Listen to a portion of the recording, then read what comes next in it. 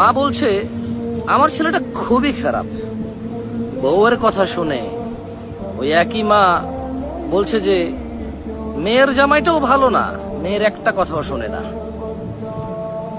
বোন বাপের বাড়ি এসে বলল যে ভাইটা আগের মতো নেই, খারাপ হয়ে গেছে, তত্ত্ব তালাশ করে না, দাওয়াত দেয় না, খোঁজ খবর নেয় না, ঈদ চাঁদ কোরবানি যায় জামা কাপড় দেয় না, একটু দাওয়াতও করে না, একটু বিপদে পড়লে হেল্প করে না।